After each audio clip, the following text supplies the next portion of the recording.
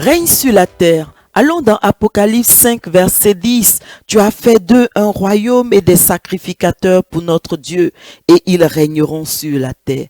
Amen. Ce verset nous enseigne que notre Seigneur Jésus, par son sacrifice à la croix, a fait de nous des rois et des reines. Et notre mission est de régner sur la terre, c'est-à-dire dominer sur les poissons de la mer, sur les oiseaux du ciel, sur le bétail, sur toute la terre, sur tous les reptiles qui rampent sur la terre. Bref, c'est de dominer sur toutes les situations de nos vies et restaurer là où nous sommes l'autorité de Dieu. Mais écoutez mes bien-aimés, nous ne pouvons pas régner sur la terre si nous ne devenons pas au préalable des sacrificateurs de l'Éternel. C'est pourquoi Jésus, en faisant de nous des rois et des reines, a également fait de nous des sacrificateurs afin que nous puissions effectivement régner sur la terre. Par définition, les sacrificateurs sont des personnes consacrés à Dieu et autorisés à lui offrir des sacrifices. Dans l'ancienne alliance, seuls les sacrificateurs étaient autorisés à toucher et porter l'arche de l'alliance. C'était également ces derniers qui sonnaient les trompettes devant l'arche de l'alliance pour annoncer son arrivée. Et cette arche de l'alliance symbolisait la présence de Dieu au milieu de son peuple. Nombre 10, verset 8. Les fils d'Aaron, les sacrificateurs, sonneront des trompettes. Ce sera une loi perpétuelle pour vous et pour vos descendants. On peut également lire Deutéronome 31, verset 9. Moïse écrivit cette loi et il a remis aux sacrificateurs fils d'Élie qui portaient l'arche de l'alliance de l'Éternel. Amen. De même, au temps des rois, on sonnait la trompette pour annoncer leur arrivée. En effet, la Bible nous enseigne en Psaume 22, verset 4, « Pourtant tu es le saint, tu sièges au milieu des louanges d'Israël. » Amen. Le verbe siège employé ici fait allusion à un roi. En d'autres mots, ce verset nous enseigne que notre Dieu, le roi des rois, descend pour régner au milieu des louanges de son peuple. La royauté est donc établie au milieu des louanges. On comprend alors pourquoi, parmi les 12 tribus d'Israël, c'est à la tribu de Juda qu'est revenue la royauté. En effet, Léa, la première femme de Jacob, lorsqu'elle met au monde son 4e fils, elle lui donne le nom de Juda en disant « Cette fois, je louerai l'Éternel ». Genèse 29, verset 35, elle devint encore enceinte en parlant de Léa et enfanta un fils. Et elle dit, cette fois je louerai l'Éternel. C'est pourquoi elle lui donna le nom de Juda. Ainsi, de façon prophétique, la tribu de Juda est appelée à louer l'Éternel. C'est donc elle qui est choisie pour assurer la royauté au milieu du peuple de Dieu. Genèse 49, verset 10. Le sceptre ne s'éloignera point de Juda, ni le bâton souverain d'entre ses pieds, jusqu'à ce que vienne le Shilo et que les peuples lui obéissent. Maintenant, regardez mes bien-aimés, tant qu'il n'y avait pas de descendants de Juda à la bonne place pour assurer cette royauté, Dieu a dû choisir Saül pour régner sur le peuple d'Israël. Et on comprend aisément l'étonnement de ce dernier lors de ce choix. Samuel 9, versets 20 à 21. Ne t'inquiète pas des ânesses que tu as perdues il y a 3 jours, car elles sont retrouvées. Et pour qui est réservé tout ce qu'il y a de précieux en Israël? N'est-ce pas pour toi et pour la maison de ton père? Saül répondit, ne suis-je pas benjamite de l'une des plus petites tribus d'Israël? Et ma famille n'est-elle pas la moindre de toutes les familles de la tribu de Benjamin?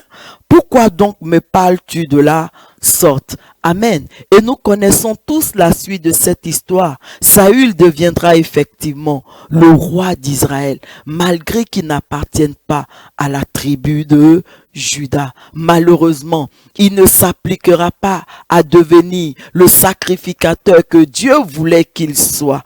Et donc, par conséquent, Dieu va le rejeter pour choisir David, un jeune berger. 1 Samuel 13, versets 13 à 14. Samuel dit à Saül, tu as agi en insensé, tu n'as pas observé le commandement que l'Éternel ton Dieu t'avait donné. L'Éternel aurait affermi pour toujours ton règne sur Israël. Et maintenant, ton règne ne durera point. L'Éternel s'est choisi un homme selon son cœur, et l'Éternel l'a destiné à être le chef de son peuple, parce que tu n'as pas observé ce que l'Éternel t'avait commandé. Amen.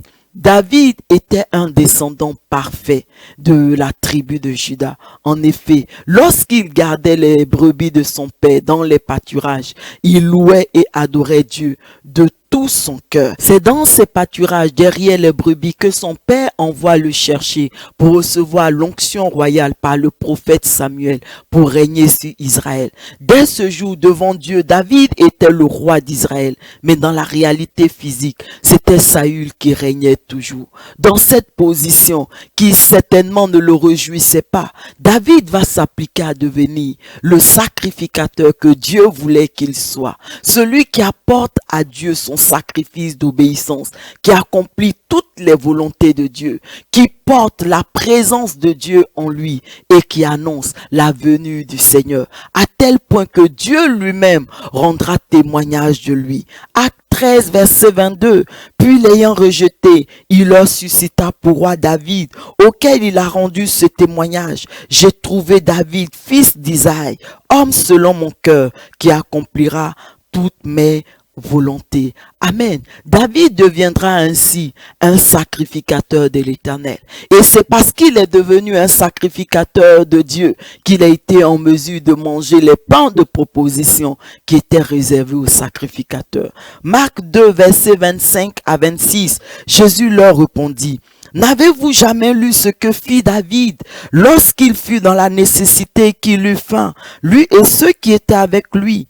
Comment il entra dans la maison de Dieu du temps du souverain sacrificateur Abiatar et mangea les pains de proposition qui n'est permis qu'aux sacrificateurs de manger, et en donna même à ceux qui étaient avec lui. Amen.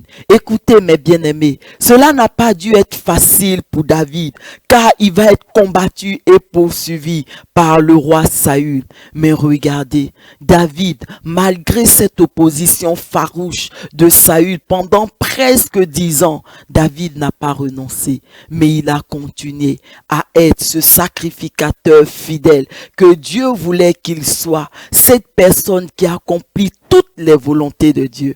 Ainsi, il est devenu effectivement le roi d'Israël, conformément à l'onction royale qu'il a reçue par le prophète Samuel de la part de Dieu.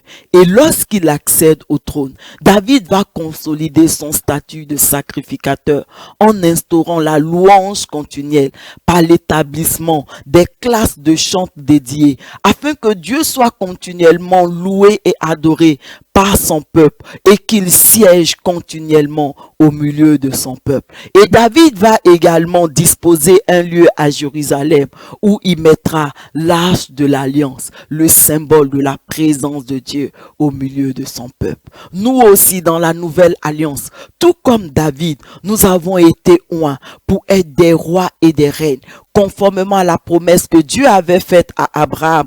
En Genèse 17, verset 6, je te rendrai fécond à l'infini. Je ferai de toi des nations et des rois sortiront de toi.